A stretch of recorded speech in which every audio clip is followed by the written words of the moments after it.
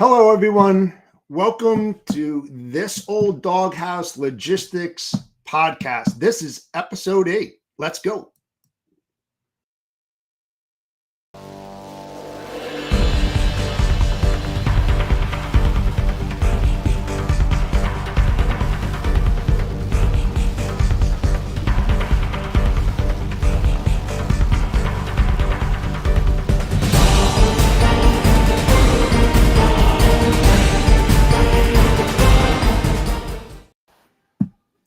Good morning, everyone. Happy Friday.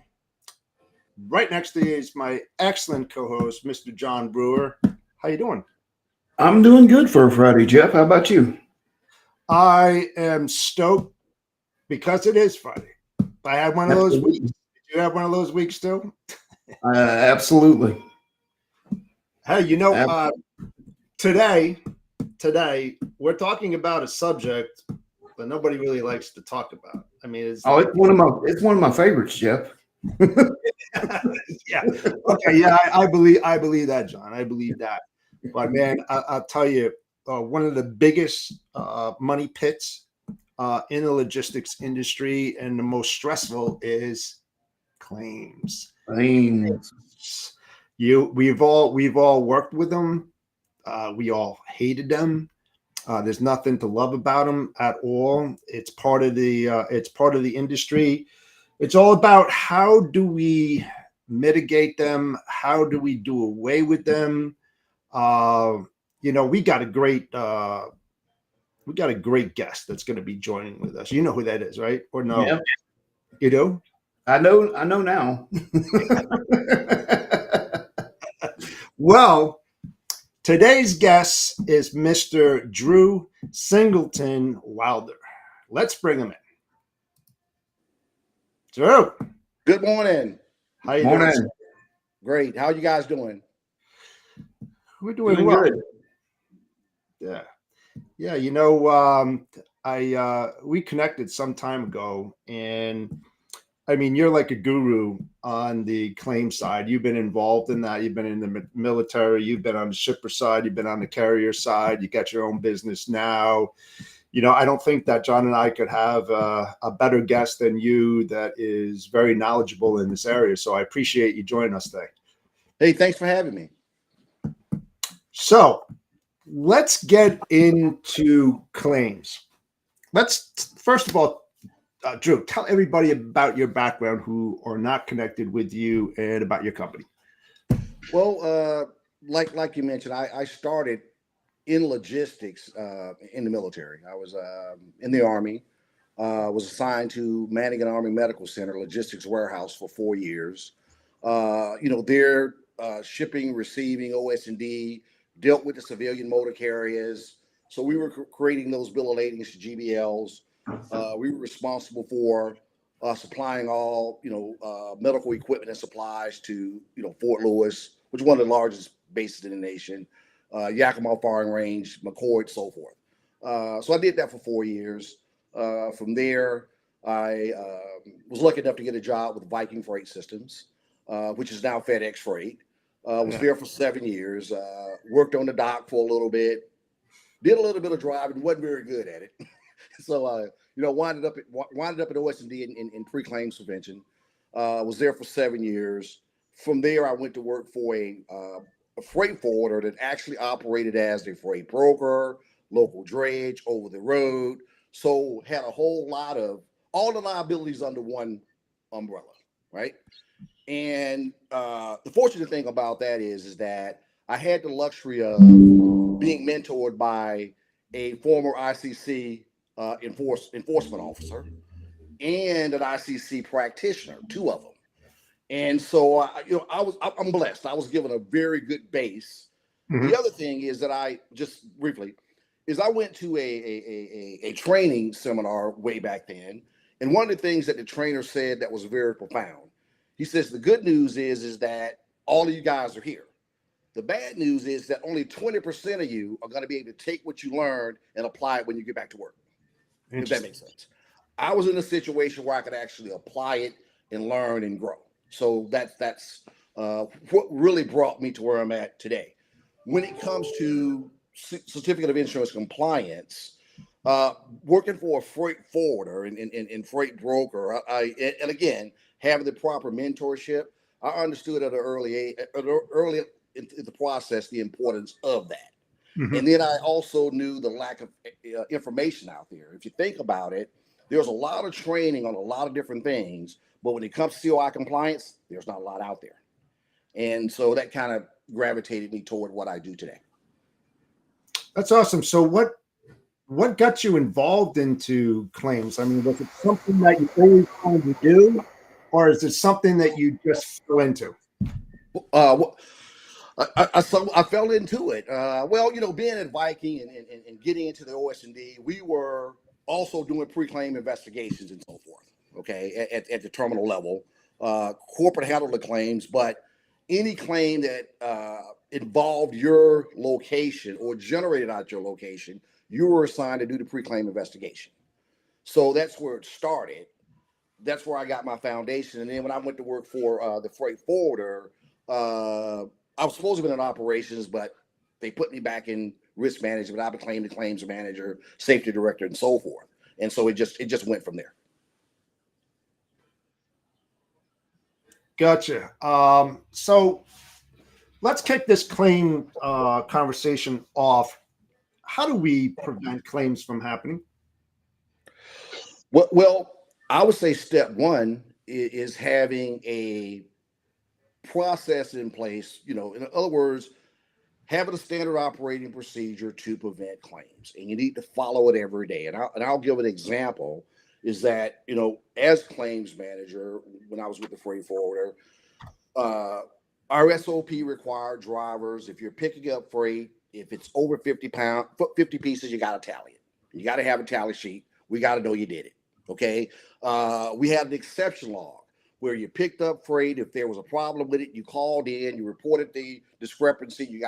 You had a discrepancy number that you put on your bill of lading or your delivery receipt, and it was cross-referenced the next day.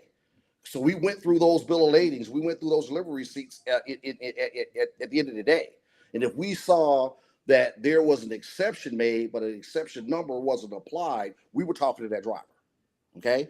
The other thing is that on the freight forwarding side, when shipments were given to motor carriers prior to that, even on the dock side, we did the same thing. Say, for instance, if you had high value equipment or something that was machinery, used machinery, not packs and so forth, we loaded those to go at all possible. But even though we added freight to it, the first thing we did was you took a picture, right? And as you went, you just took all the way down the road. High value commodities, if you unloaded it on the dock and it was going to sit there a few days, you took a picture. When it got time to load it in that consolidation load, every third of that trailer, we're taking a picture. And if it's, like I said, if it's a high value shipment as is going on, we're taking a picture. And we're taking a picture after whatever's loaded in behind it. And so those type of things help you when a claim occurs, because, and you guys know this, a lot of people will think that, okay, if I got a clear delivery bill, that means that shipment delivered, it can be a shortage. It delivered. We know it delivered. I got a clear bill. Not so fast. If there's other information to overcome that, now we have a shipment that was actually lost, and we can win that claim if you have the proper documentation. Yeah, that's for sure. You mentioned talking about taking pictures throughout the loading process, and that's a great idea. Given my background, I probably have almost 20 years in a corporate environment, so I don't get to see the trailers get loaded. And the one thing that has always been a real big pet peeve of mine is the people on the dock taking the photos. Those photos have to tell a story, right? Right. Yeah, they do. They're literally, it's kind of a mystery by the time it gets to me, and those photos are supposed to help me understand kind of who's at fault on this. Right. And for the life of me, usually the best picture I got was where they took a picture of the inside of the trailer number on the inside of the trailer, and then it just went downhill from there. Right. A lot of things, I would look for, it was the freight shrink wrap to the pallet, yes or no. Well, they were taking pictures mid-pallet, so I couldn't tell. So Right. do you have any advice for anybody out there working the docks to make them, say, a better photographer, maybe a forensic photographer?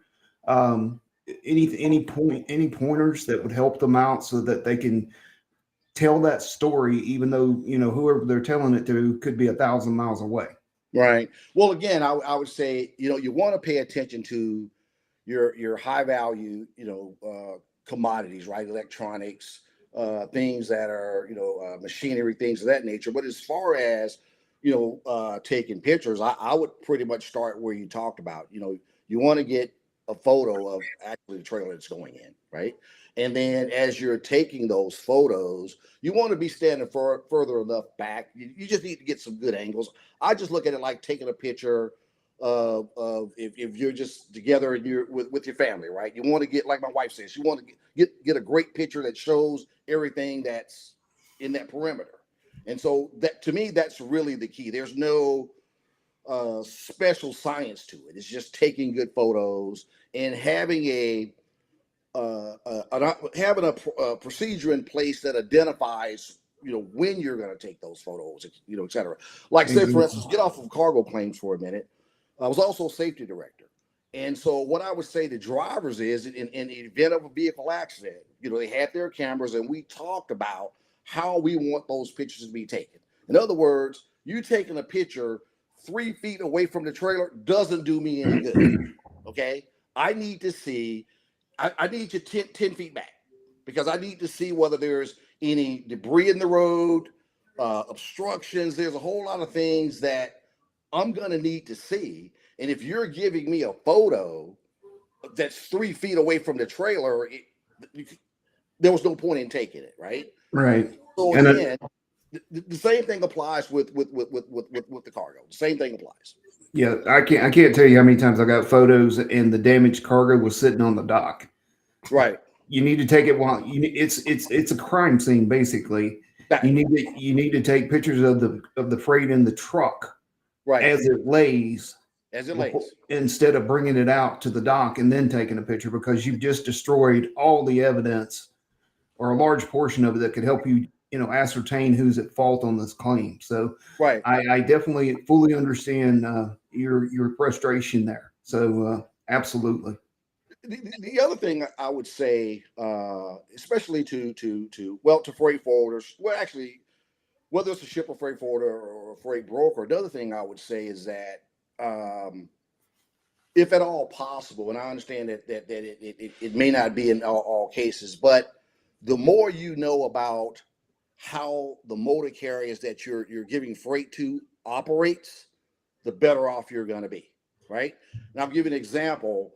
I had a claim that, this was 20 years ago, so I can talk about it now, but it was a claim that Weyerhaeuser asked me to take care for him. Now, we weren't moving freight for Weyerhaeuser. We had nothing to do with it. They just asked me, because they knew who I was, they asked me would I get involved.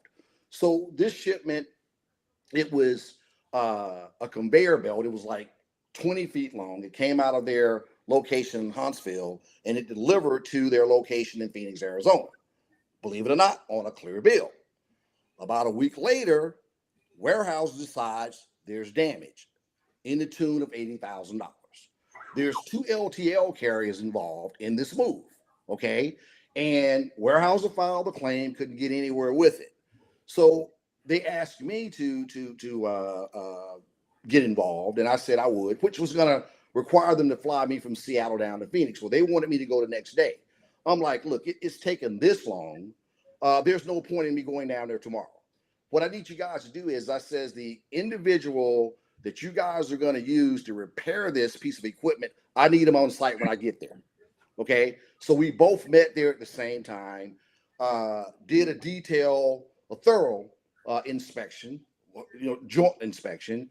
And within one phone call, I was able to get the motor carrier that declined the claim to go from $0 to $40,000, simply because I knew how they operated, right? And I tracked that shipment from from origin to destination.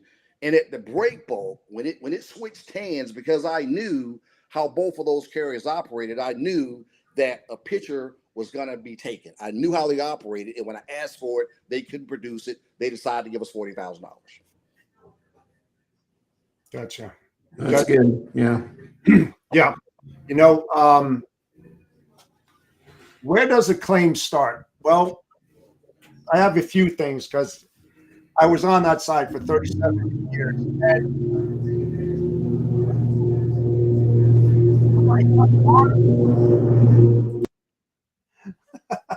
Was somebody cutting a lawn? So here's where the claim starts. It starts from the order. It starts when that customer puts in that order and the warehouseman goes to the rack to pick that order. And here's a couple problems that happen with that. Okay. Number one, sometimes the units, the SKU units that are being stocked there can be picked in full quantity or partial. And sometimes warehouse workers, being warehouse workers, they take pieces out of the box and they seal them up, but they don't write partial on the outside of the box. So you have a shortage automatically there. Another thing that happens with it, I could go into great detail and talk hours on this, but I'm going to simplify this. A lot of times, I don't know if you guys heard of the pyramid stack. And what I mean by the pyramid stack is that they put light packages on the bottom of the skid and put heavy packages on top, crushing them because of the weight, because every single shipment out there will move. Nothing is stable. They'll sway left to right. They'll go up and down because of the roads and all of this. And that sway and that movement creates inertia for impact on those boxes. Secondly, there's a reason why they call skids 40 by 48, 48 by 48, because you want to keep that merchandise in the confines of that 48 by 48 with no overhang. Because what happens with the overhang is when the forklift drivers pick that up and they tilt the forks forward, they hit the next box and all of this. Or at a cross stock, you've got moving forklifts back and forth and things are going to happen. I did inspections, surprise inspections on major LTL carriers. One of them was the number one LTL carrier out there. We all know who that is right now with the lowest OR. I actually wrote work instructions for them because I identified issues within their operations going down to a terminal, a specific terminal that was causing problems. The other thing is it's the driver responsibility. If you've got high value cargo, Drew mentioned electronics, you don't wrap the pallet in the staging area. A lot of them have chimney blocks, depending upon the size of the material. You might have a 7 and 8, a 4 configuration, and then you invert it to lock in the shipments and all of that. Don't wrap it until the driver can inspect the shipment, be on the dock, look at the boxes, look at the configuration, and we had a skid count, quality count, and I wouldn't let anything go off the dock. And I trained all my supervisors and dock personnel this as well, that the driver had the opportunity, if he didn't like the way that a box looked, he can have that replaced. He can talk to the supervisor and have that box replaced and a new one put in there. That's preventative measures that can be looked into. It's all about mitigating cost, minimizing or eliminating claims. It all starts on that dock. The other thing too, depending upon the shipment, you can get corner guards. They're really thick, corrugated, very thick, that you can put on the edges when you wrap your pallets. This prevents sway, number one, because it makes the pallet more rigid. You take the shrink wrap, you twist it halfway around the pallet so that it locks like this on it. It keeps everything nice and rigid. And John was talking about wrapping it to the pallet and making sure that there's no overhang on that, because you want that pallet as rigid as possible. And a lot of things that happen also outside the dock is at the cross docks. And, you know, a lot of LTL carriers out there don't like surprise visits, you know, because they do things differently when their customers aren't there. And I proved it over and over again. A lot of the cross dock have cut times, and those cut times are specific, and they have to get that material from one truck cross dock into another line haul that's going to another terminal somewhere in the country. A lot of times what happens is those pallets are like this, okay?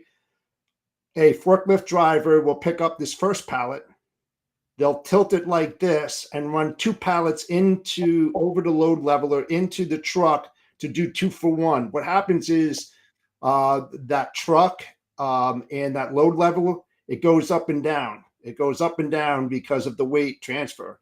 And what happens is that first pallet that's being pushed by the back pallet, that first pallet drops. The second pallet goes above the pallet and hits the packages, and boom, you got holes in there. You've got all this different kinds of stuff. These are the kind of things that when I say I look for hidden bank opportunities, I know how it operates. I investigate. I go because I know the strong possibilities of what's going to happen prior to the shipment being picked, when it's picked, when it's staged, when it's loaded, when it's cross-docked, all the way through the whole thing. I can identify that and say that wholeheartedly, 100%. There are things that a lot of companies out there do because of speed. They need to get it done. They got the C-level people, they got the traffic manager, logistics manager, supply chain manager, putting a lot of pressure on them. But the biggest thing is that those 3 entities in management should be on the dock, in the trenches, and looking what's being done and writing work instructions to prevent these type of things from happening.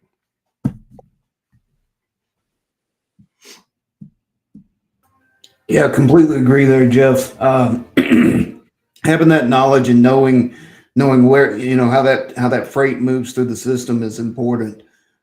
One thing, Drew, I get asked a lot about is, especially, like I said, being in a corporate environment, is, you know, concealed damage. Right.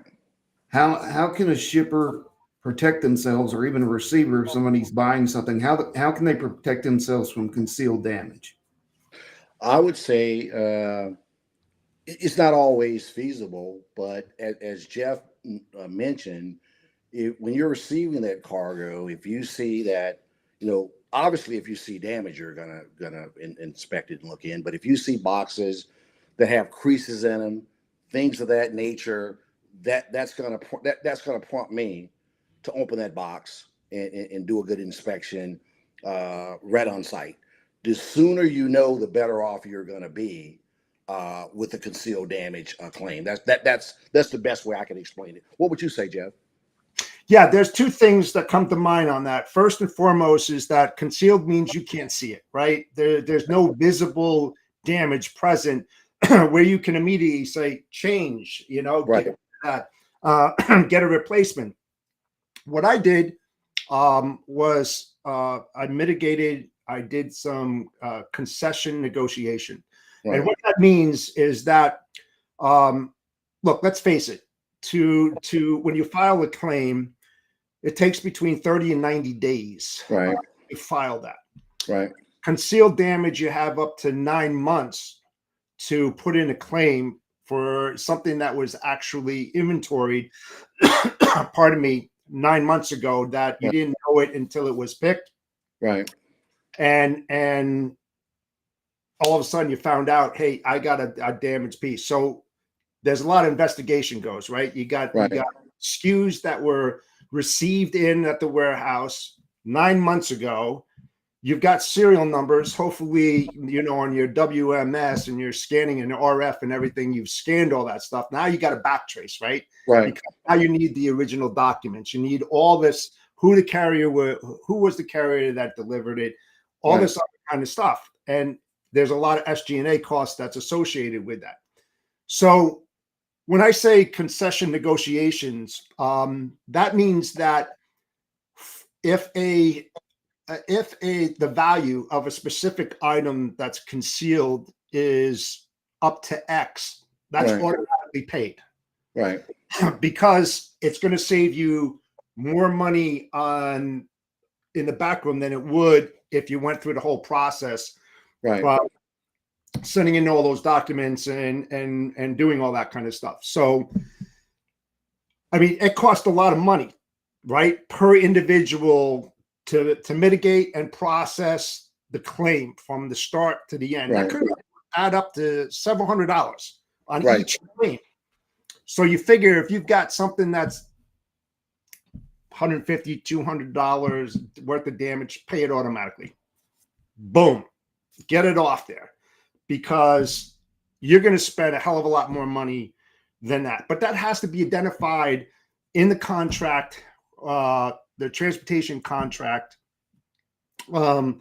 indemnification, per occurrence, all this other kind of stuff that's hidden, in the small writing of a contract. You have to identify that and then start negotiating from that so that it's clear.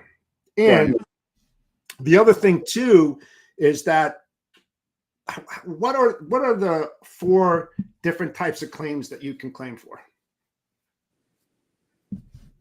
Well, well, of course, shortages.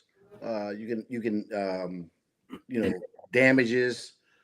Some people think that you can claim for late deliveries, but that's specially consequential damages. So that's a different conversation altogether. That has to be something that's, as you mentioned, negotiated up front. But I would say that the biggest would be whether it's overshort or damage would be my 2 things, my 3 things. Yeah. So typically there's the 4. There's an OS&D, visual, and conceal. There's another big thing that a lot of brokers don't even know out there, shippers as well. That's critical, and it's cost effective, and it's what I call hidden bank opportunities of finding real dollars to bring back to not just my operation as a service provider, but also the shippers. And that is transportation costs. And let me explain on that just a little bit. So if you've got a large LTL shipment, let's just say FAK 85, it weighs 500 pounds, right? Something goes wrong with that specific shipment and you're claiming, well, say there's 75 pounds worth of claim damage on that. Well, guess what, guys? You've already paid for $500 shipment. That's a class 85. That's no longer 500 pounds, no longer class 85, because that claim piece has now been pulled away from that shipment. It's no longer part of that. And so that could change the whole configuration. One, it's not a 500-pound shipment anymore. You can call it a 400-pound. May not be an FAK 85. It might be a 100, a 125, which is going to change the whole cost of that shipment based on density alone. So you want to claim for transportation cost on that as well. And a lot of people out there don't do it, and they should, because that's part of it. They say, oh, well, you know what? You got to pay for the price of freight before the claim is processed, right? You can't hold, you can't stop payment, all of this kind of stuff, because you got to go through the process. But it's what happens after the process and the type of refund that you get.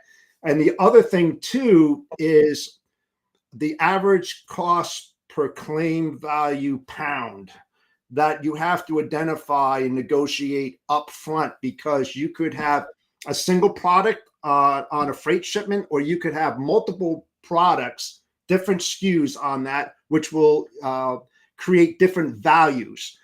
And the way that you can identify that is not just by the invoice that you put, packing slip or whatever on a specific package, but it's also line item detail on the bill of lading that you're creating. So you should, to be able to identify that you have X amount of packages for this specific SKU, and here's your class, and here's your poundage, all the way down on the bill of lading. So this way it's identified straight up that Well, you know what? When you write that shortage and stuff like that, obviously the driver's not going to know.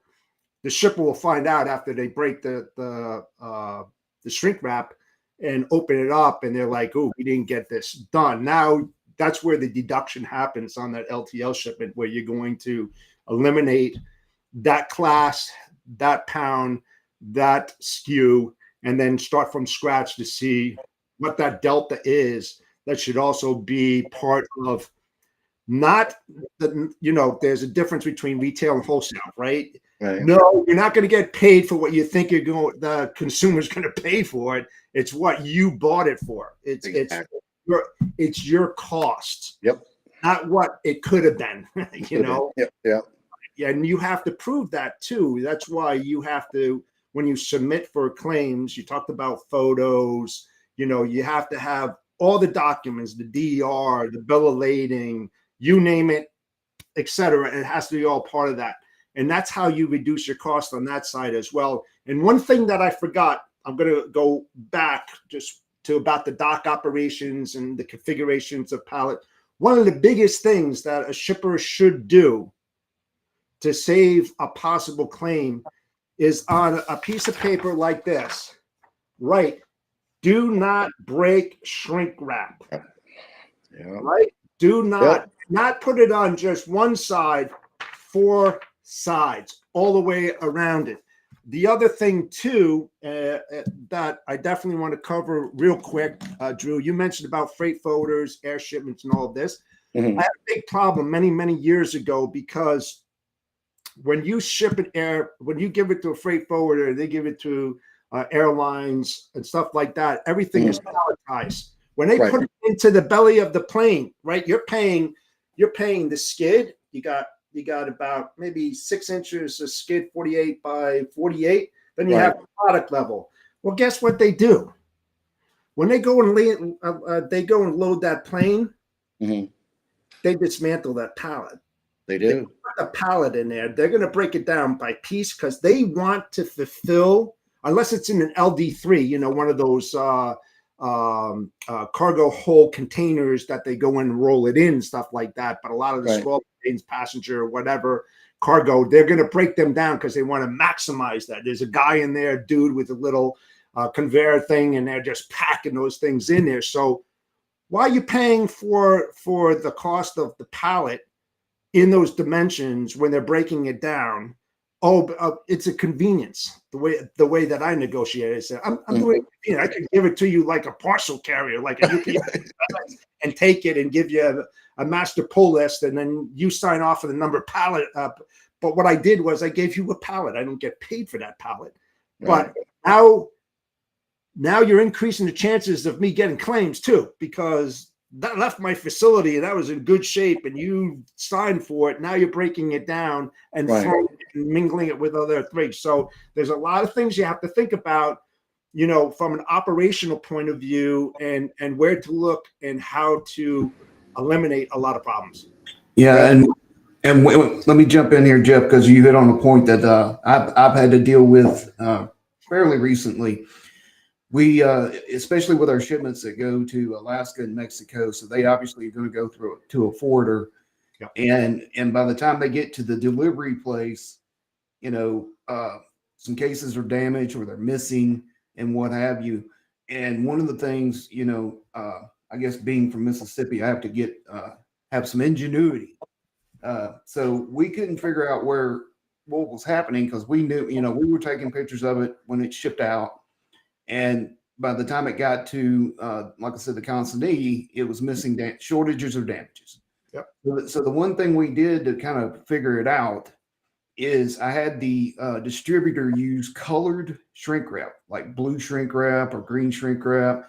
So we wrapped the skid in green or blue, and then we had the consignee take a picture of it when it arrived, and 9 times out of 10, it was wrapped in clear. Yeah.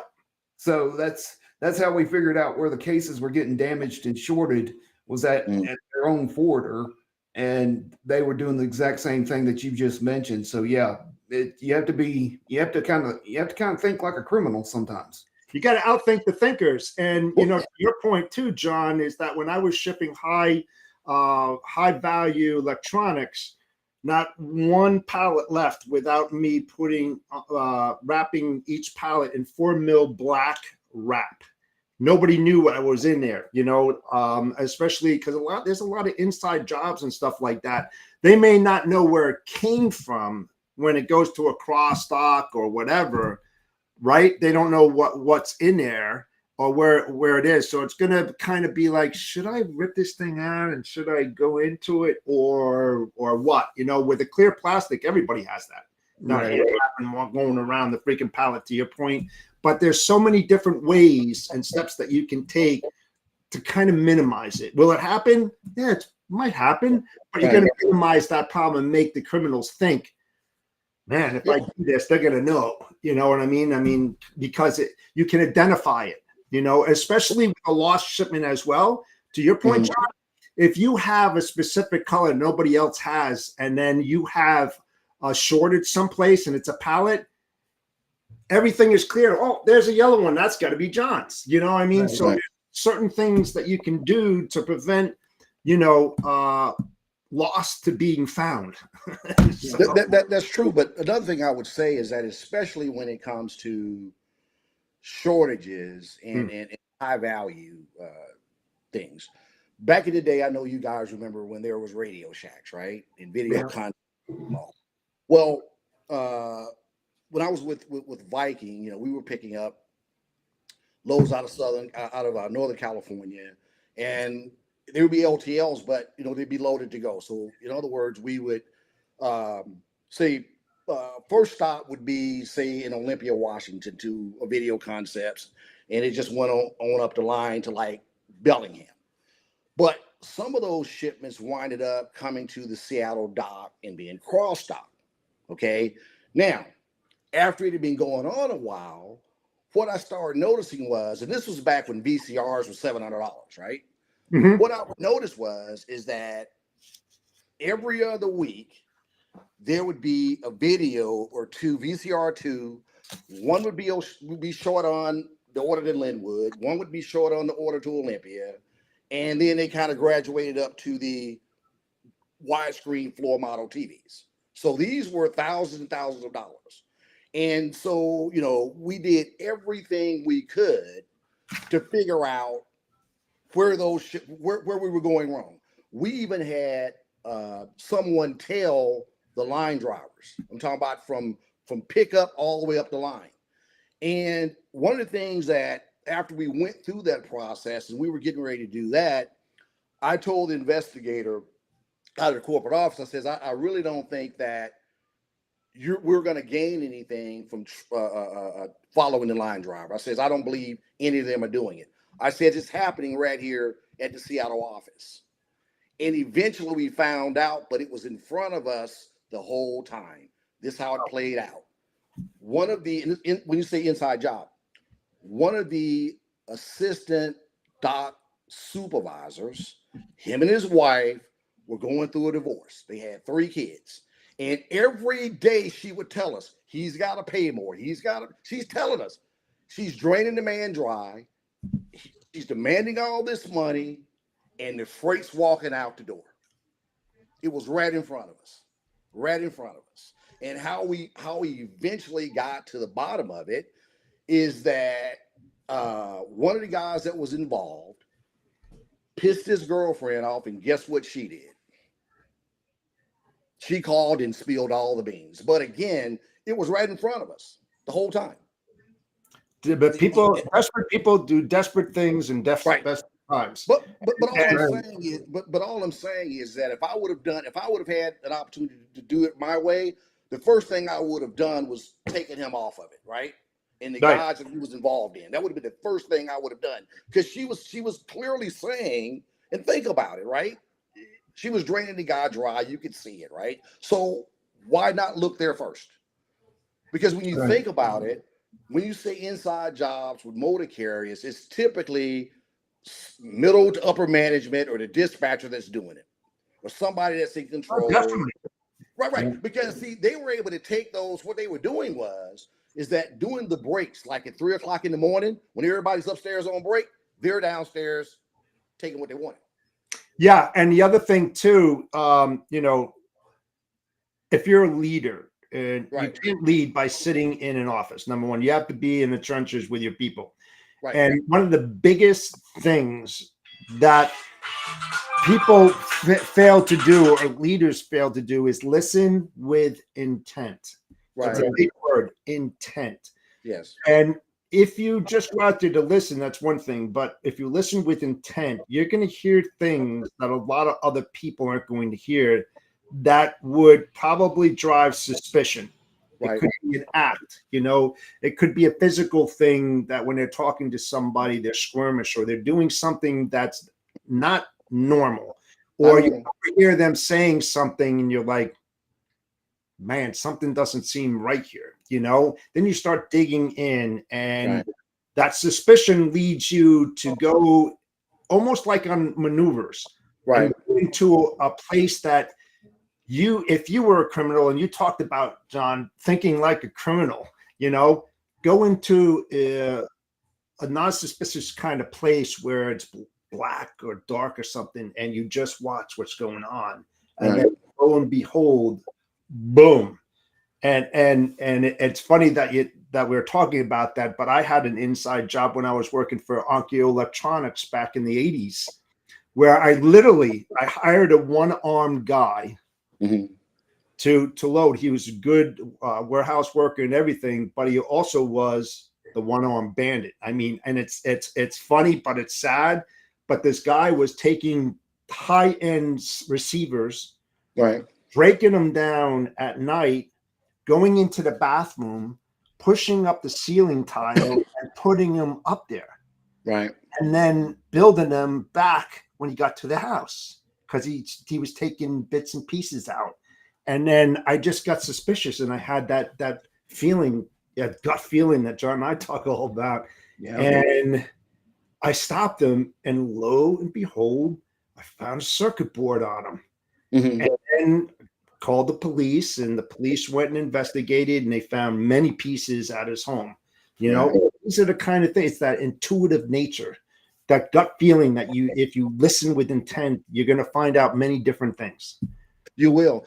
Can I just go back to one thing real quick, Jeff? Sure. When you were talking about, proper measure of loss, right? And in that claims process, one of the things that I would mention is that during that time I was working for the freight forwarder. We had an over the road operation as well, and so we were given a shipment, full load, by a freight broker. Actually, no, I think it was a freight forwarder, for our over the road division to deliver. And what happened is that this was over the holidays. It was leading up to Black Friday, Thanksgiving, the best, the largest, biggest shopping day of the year, right? Mm-hmm. And so this full load was going to be delivered to the Target distribution center, I believe back then, memory serves me correct, to Fontana, California. Well, for whatever reason, dispatch in our drop yard in California, they forgot it. And it sit there for like 3 or 4 days. They realized it was there. They made an appointment to deliver it, and then they forgot, they left it again. So it was only the third time that they remembered to get it delivered. So when the driver gets to Target in Fontana, they decide they don't want the shipment. They say that the shipment needed to be there, 4 days before, because they needed to get it processed and out to the stores, because they needed it on the shelves, that the day after Thanksgiving, right? And so they said that because that couldn't happen, the shipment had no value, they refused it, right? So now we have it back. How it ended was, it kept going until the freight forwarder sought the advice of an attorney. And when they did, the attorney told them the same thing I did. In order for you to prove your proper measure of loss, you would have to have sold the product, right? You didn't, right? You didn't put it on the shelves. When you refused it, there were 23 days left till Christmas. You said these were items for Christmas. So by the fact that you did not accept the load, put it on the shelves, and attempt to sell it, you can't really say what the loss would have been. Right. Other element to it is that they stated that these were items that were wrapped in like a Christmas type package, right? What I did was I had a driver go over to our drop yard, take one of the boxes, and ship it up to me overnight. And when I opened it up, there was no Christmas wrap. What it was is that these are regular travel bags, right? That plastic, and you have the brush, the comb, that type. Yeah, that's what it was. And they sold them at Kmart year round. Claim went away. So what I said to the freight forwarding shipper, I says, okay, this is what we'll do. We'll bring the load back to our yard. We'll put it in our warehouse. You find people, you sell it, and as you sell it, we'll deliver it. But we're not going to give you $100,000. There you go. Yeah. We're sitting here talking about theft, and when I worked in Memphis, we partnered with the FBI Cargo Security Task Force, and a lot of shippers got into that, and they worked with the FBI on inside jobs and stuff. And we were attending a luncheon one day, and the speaker started talking about thieves stealing empty trailers. And I'm like, why in the world would anybody want to steal an empty trailer? Mm-hmm. And he said, well, what they do is they steal the empty trailer, they fill it up with hazardous materials or hazardous waste, park it on the side of the road. The DOT or the EPA comes by, finds out who owns the trailer, right. And they're the ones who are tasked with the exorbitant cost of cleaning it up. Right. And I was like, man, that is just diabolical. Yeah. And and I would think, just logically speaking here, depending upon the size of the fleet, and if they went into a yard and just happened to have a power unit clip into one and leave, sometimes these guys don't even know that their trailer was taken if they don't have cameras and stuff like this, until your point, John, where, hey, we've got a trailer full of 6.1 hazardous sitting on Route 80 out here in whatever. Right. Come get your stuff. What happened? Did you break down? What do you mean? Well, here's the trailer number. Yeah. Oh, no, that's in our yard. No, it's not. No, it's not. It's not there anymore. Driver, did your driver power unit break down? I mean, you can just see this unfolding, to your point. And it's I mean, what do you do with that? I mean, you just gotta pay to have it cleaned up. I mean, it's and a lot of money. Preferably start installing some cameras, because I guarantee you that cameras are cheaper than the cleanup was. Yep, I would agree with that. Oh yeah, I would definitely agree with that. So it was another instance I had. It was this one's kind of funny. So I worked for a large printer, and they did periodicals, magazines, a lot of postal freight, and we had one of our loads got stolen off a truck stop lot in Dallas, and so they found it a few days later. It was, the back end was opened, and it was nothing but mail. Nothing of any value. It was a bunch of magazines. So I sit here and I told the people, I said, man, can you imagine their faces when they opened up those doors and there was nothing in there but junk mail? Yeah, they were like, shit. Yep. I mean, the inside jobs with the dispatcher, it's like, hey, best time to come at about 2:30 a.m. That's when the guys take the break. Go and hit trailer T15967. It's going to be parked in the northwest corner. Don't worry about the guard usually comes in, gets coffee at that time. Gates will be open. Just come in, hook, and go. Boom. That's how it goes. Yep. That's how it goes. And if you got a security camera, I mean, that happened a long time ago when I was at Ford, and we had an inside job where somebody stole a whole load of engines. I mean, engines, they put the keys, one of the guys that worked there, disgruntled, put the keys on the front tire, behind the front tire, on the A-frame or something, and told them where it was. And boom, who went, because everybody thought that it was part of the fleet dispatch, daily dispatch, at one of 48 that I ran every single day. And they thought that it just went out, so nobody was doing that. And then all of a sudden, they're like, "Hey, that trailer, whatever, that was an inbound shipment that we received out from Michigan, and it's now gone." So literally, what I did was I actually stayed in my office and did the loop on the security thing and kept on watching and watching and watching. I said, "I'm going to catch this son of a bitch, man. I'm telling you right now." And sure enough, after hours, several hours sitting there was this image of a power unit. I got the number and everything, but it was like this fast.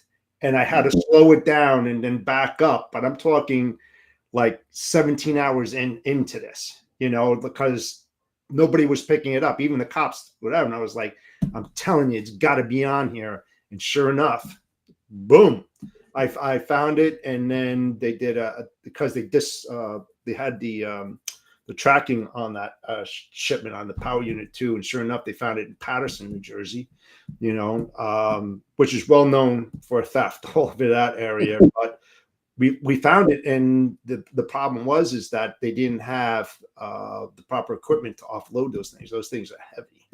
Heavy. Yep. And we were able to do it in a very short period of time and found it down an alley, someplace in Patterson, but we got the contents back. But, and then also the power unit was found miles and miles away. And then we were like, what happened? And finally, one of the drivers didn't show up for weeks, and we knew exactly who it was, And to your point, a disgruntled, pissed off employee just thought that he could go away and, do something and get paid for it. And didn't happen that way. Yeah. And the last 17 years I've been shipping shipping food products, both commercially and food service. So when you get a theft in there, like if somebody comes into your yard and jacks the door open and takes a couple cases of whatever's in there, it opens up a whole new thing, because the food security piece of this is out the window. I mean, you don't know if they've tampered with the product. You don't know, Right. Did they stick a syringe through the packing tape and inject something in there that's going to get somebody sick? So that whole food security thing it just compounds every bit of it, and it is just a mess. So, and especially if you're shipping for specific brands. My last job, we did Mazola, and we did Argo cornstarch and Karo syrup. Basically edible oils and spices. Yep. And anytime we had that happen, I mean, we had to get QA in there and do a full bore inspection, pull everything out, go through every case just to make sure, because I mean, our brains are riding on that. And if you remember, the situation with Tylenol several years ago, when their stuff got impacted, it can kill a brand, and it can kill a brand in a heartbeat. And you don't want that. You don't want people getting sick, period. But you definitely don't want to kill the brand either. So you have to you have to be pretty extensive on that. And I mean, we've actually refused loads where the seal was missing, because we don't know if that had been tampered with en route. Right. Well, you would have to anyway, because of the strict guidelines. Yes. To your point, you don't know whether it's been compromised. Right. And I would have to agree with you. How do you really, especially when it comes to the brand, how do you really protect the brand and also follow those guidelines without doing that full bore inspection? Exactly. Make sure that because you don't know, someone could have taken a box, depending on how the load's configured, but they could have tampered with the box visibly at one part of the trailer, but went further up in the trailer and did something else. You just don't know. You don't know. And you can't take that risk. I mean, it's just you don't want anybody getting sick. You sure don't want anybody dying. No. It's food safety and food security is just extreme. Yeah.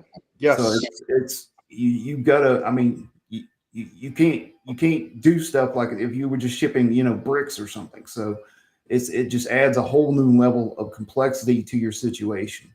It does. And that's why, as a broker or carrier, you need to get food certified, food transportation.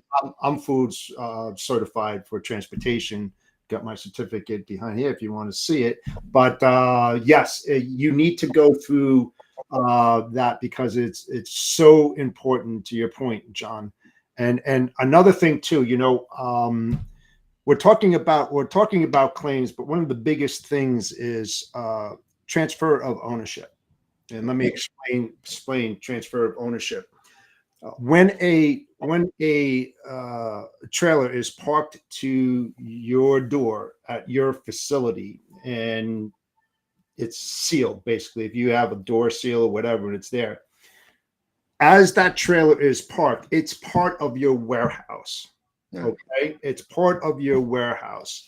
When you're loading that material into that trailer, and hopefully you did an inspection on that trailer before it's loaded, because that's part of claims as well. That's a subject of a different time. But once that, there's two things that happen on that. One, once there's a shipper load and count and seal, don't let anybody fool you, but people say that once you have a bill laden that says SLC on it, that the driver can't break that seal. Bullshit.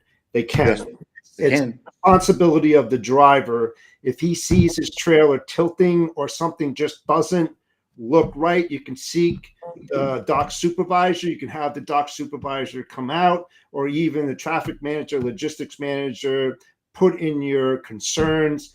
They have to be there visibly to show when you snap that seal, or inspect it, backs up and have to be switched or whatever. So if the bill laden has seal number 1, 2, 3, 4, 5, right, that's on it, you need to cross it out, note it, put the new seal on it, identify that number, right, and then initial it, and then write on it, seal intact. Very important.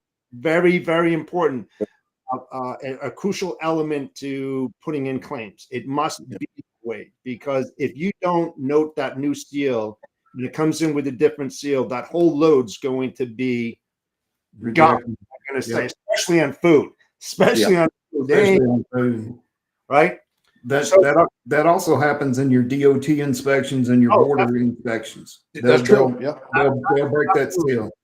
Absolutely. So here's the thing on the claim side. All right, when that trailer again is tight against your door, the ownership of the material is yours as you're loading it. Once that trailer breaks the seal, the transfer of ownership goes from the shipper to the consignee, right? So it depends on who procured the carrier. If the carrier procured by the consignee puts in the claim for the goods, not the shipper. If it's the shipper who procured the carrier and the carrier did that, the shipper does that. Unless there's some type of agreement that's made by shipper routed, consignee routed, or whatever, you have to determine that up front, because that's part of cost of goods sold as well. Because if you're going to be selling it, you're procuring the shipment. That's why they need to do budgets and forecasts, because that cost of transportation is now part of the cost of goods sold. And they identify it, how much that's going to cost per unit, how many units are on there, where it's going, etc. They up that to take care of that, because they need to make the profits and have the consumer pay for that transportation, because they're not paying for it. Somebody's paying for it. So that's all crucial stuff that you have to understand that whole thing and ask questions and stuff, because you may not necessarily procure that, routed the carrier, but that's your shipper, because you do shipper, and all of a sudden the shipper sends it to you as a broker and says, need your file claim. No. Yep. Right. Well, Jeb, it looks like we're at the top of the hour. Drew, do you have any parting word for our audience? Well, yeah, I would like to say this to freight brokers out there. Over the last 6 months or so, I've had several reach out to me saying a cargo claim was being denied, and these were, $80,000, $90,000, $100,000 claims. The reason that the cargo claims were denied is that the cargo, and these were stolen shipments. Some were damaged, but the reason that the claims were denied is that the trailer wasn't listed on the policy. It was a scheduled policy.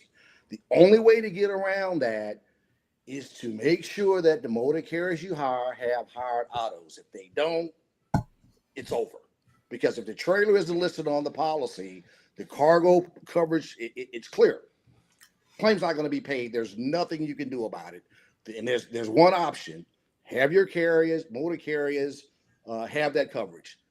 Insurance agents and brokers sell it. It's not that expensive. Do it. Because if you don't, you have nothing. Good point. Good Drew, point. Drew, we appreciate you being on the show, and definitely a lot of good information today. So hopefully our audience took some notes and had a few laughs and actually learned something. I know I did, for sure. Oh, I definitely had a couple laughs, and I love this subject of claims. I really do. I mean, because it's such a big part of the logistics industry, and it happens every single day, and it's how you approach it and what you do within that process that's either going to make you look good or make you look really, really bad. So, Absolutely. you know, I hope that we shared enough information, but we're always available, John, myself, and Drew. You have any questions, you can look us up on LinkedIn. Send us a DM. We'll be more than happy to answer your questions, because we want to make sure that you're doing the right things for the right reasons. And that's why we do these shows. So I appreciate it. Thanks for having me, guys. Have a great weekend. Yes, you as well. Thanks. Until next time, follow, share, subscribe to the Old Dog Logistics Podcast. We'll be back next week at 11 a.m. for episode 9. Who knows what we'll be talking about? Otherwise, have a great weekend, guys. We'll see you next week. Peace. Peace.